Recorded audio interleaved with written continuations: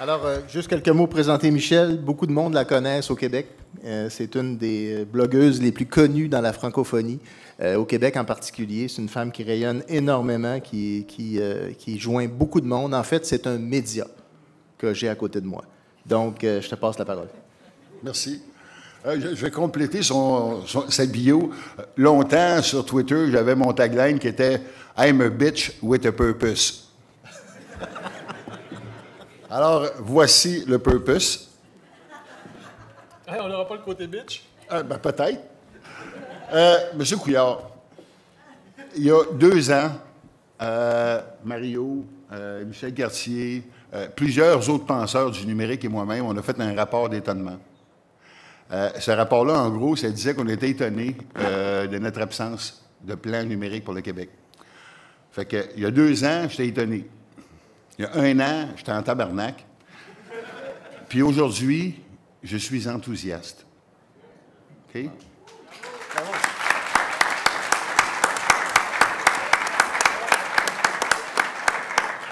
Monsieur Couillard, hier, j'ai... Je pense qu'il a eu peur, hein? Fou!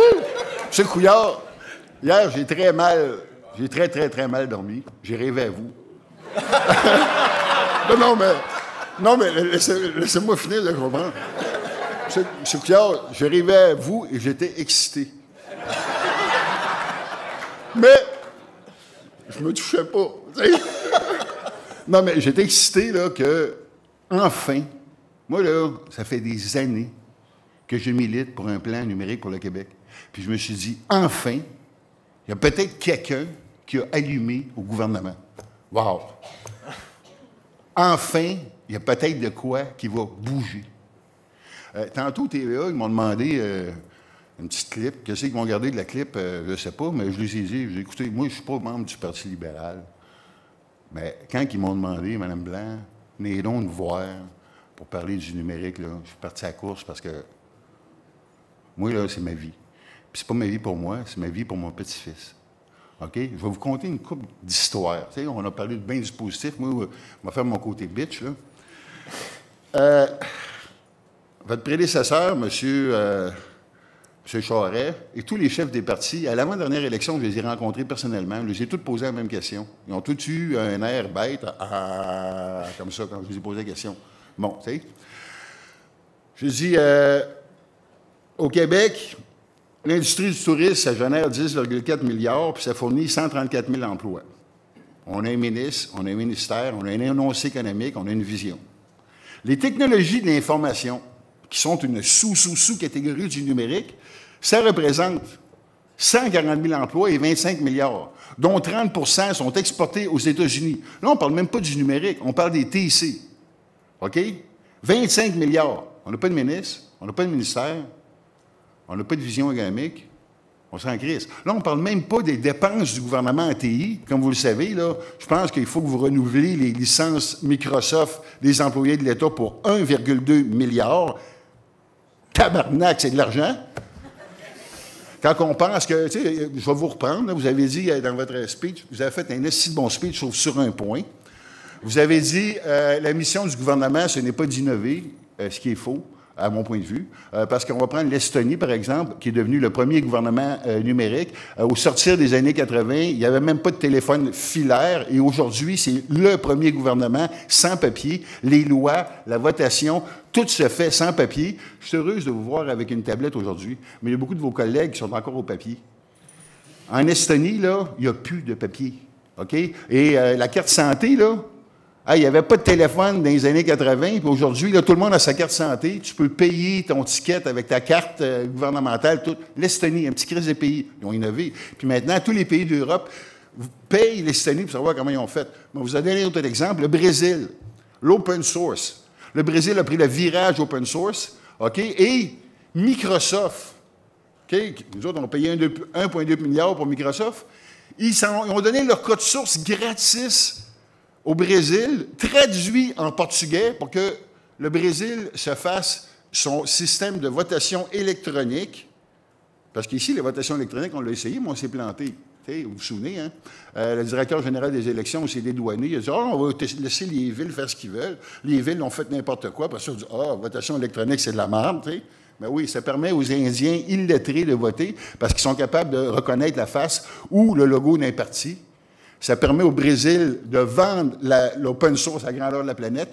Puis Microsoft, qui a donné l'open source traduit en portugais au Brésil, puis que nous autres, on ne peut pas avoir l'open source, on peut pas avoir le code source de Microsoft, ils font, écoutez bien ça, vous êtes assis, une chance, leur centre de données, ils font ça en Irlande parce que supposément, là-bas, il fait fret puis l'électricité n'est pas chère.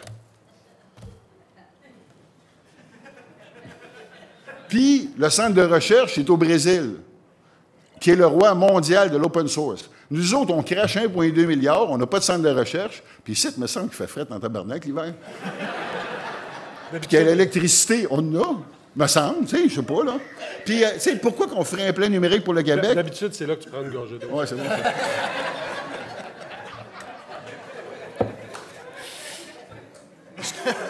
J'ai besoin d'air. Ben, excusez-moi, puis là, je ne parle pas de la France, hein, excusez-moi de parler, puis si vous voulez, je peux en parler aussi, parce qu'ils sont hot en esti, les Français. Moi, je suis allé à le Web à Paris, j'ai vu le président Sarkozy recevoir les bons du Web mondial à l'Élysée à Paris, puis j'ai été moi-même reçu à la mairie de Paris, puis les petits fours à la mairie de Paris, oh, cow-boy! Ça te donne le goût de faire du Web avec les Français solides, tu sais? Bon, tout ça pour dire que... Puis, bon, je vais vous conter une autre histoire, OK? Moi, là, on va parler de bon, on se fait fourrer avec les 3 lettres. Vous savez, c'est qui les 3 lettres, hein? Vous savez, il y a des intégrateurs, là. C'est ceux-là que ça coûte 500 millions pour faire un projet informatique qui ne marche pas, ou 800 millions, ou 1,2 milliard. Bon, on ne tombera pas là-dedans. D'ailleurs, j'ai posé... hein, vous nous avez dit comment ça a coûté votre projet? Ouais, la première version, ça a coûté 400 000. La deuxième a coûté 40 000. C'est bien ça? Mais c'est parce que la deuxième version, il n'y a pas travaillé avec des intégrateurs. Oh, ça coûte moins cher dans ce temps-là. T'sais. Bon, puis moi, il y a un VP des intégrateurs que je ne le nommerai pas parce que je parle quand même pour moi et je ne veux pas me faire poursuivre.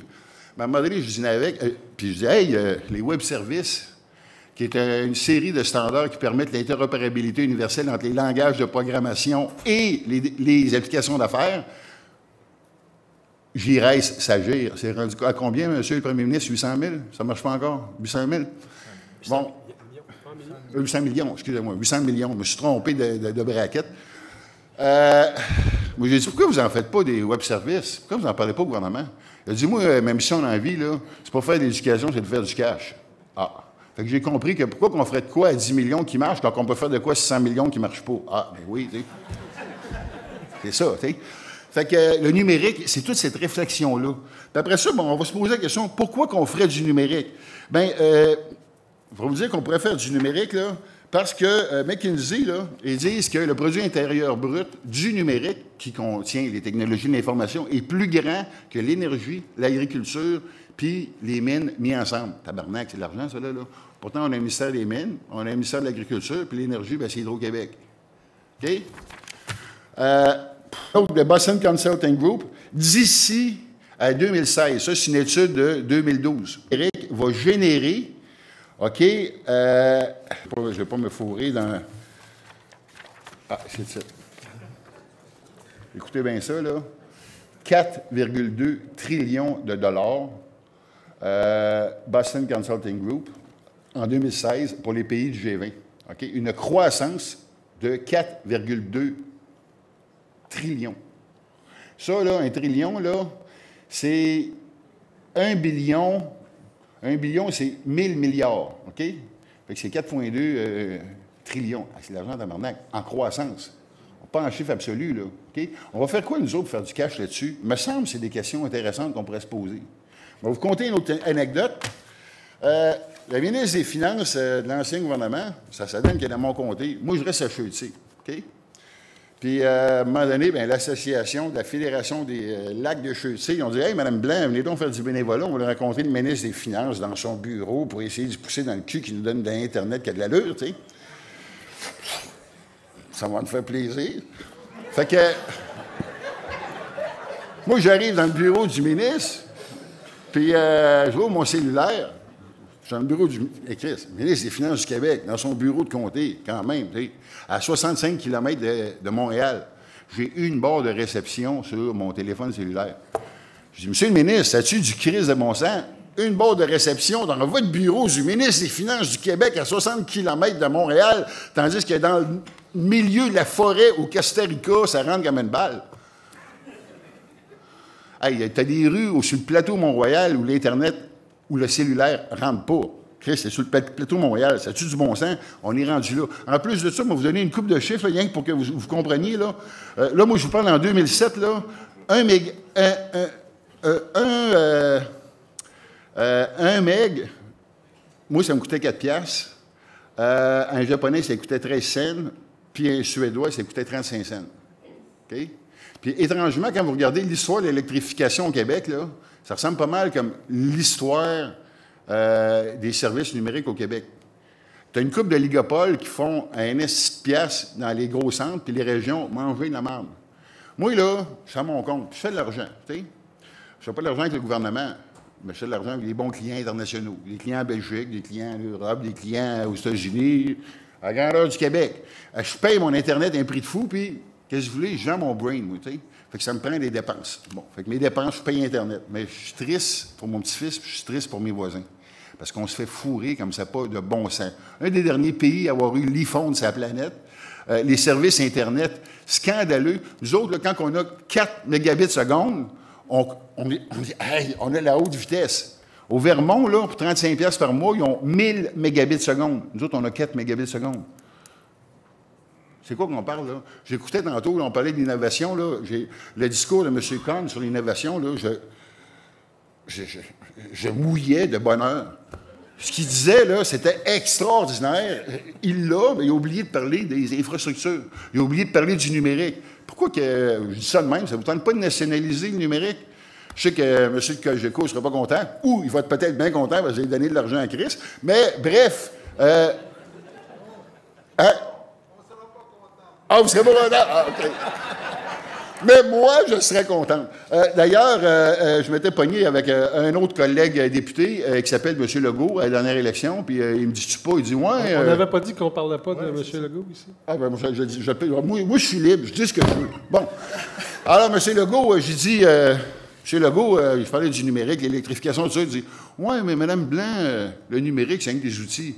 Je dis, j'ai une chance que Tachereau, René Lévesque et Bourassa n'ont pas pensé ça de l'électricité parce qu'on n'aurait pas Hydro-Québec, on n'aurait pas toutes les retombées économiques d'avoir eu une vision de l'électricité au Québec. Tout ça pour vous dire que, je vais conclure là-dessus, là, je suis vraiment enthousiaste. Je n'ai aucune idée où est-ce que vous allez vous en aller avec tout ce que je vous ai dit, puis avec tout ce que vous avez entendu aujourd'hui, mais rien que le fait que vous ayez l'ouverture de l'écouter, rien que le fait que vous ayez l'ouverture de faire cette réunion-là et de mettre dans votre agenda qui doit être extrêmement complet, une discussion sur le numérique, moi, je suis déjà satisfait. Je n'ai pas voté pour vous à la dernière élection, mais là, tout d'un coup, j'ai le goût en esti de voter pour vous.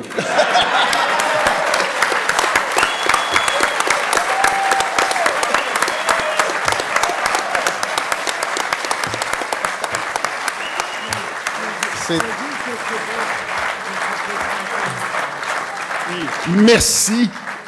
C'était notre Michel Blanc national. Je ne sais pas sur une pancarte électorale, si ça se met bien, j'ai le goût en hostie de voter pour vous. Ah, ben, il y a peut-être des vidéos, vous passerez ça, tu sais, en bas, tu sais. Alors, pour revenir à des choses un petit peu plus sérieuses, puis je sais qu'il se fait tard. Plus sérieux, quand même. Hey!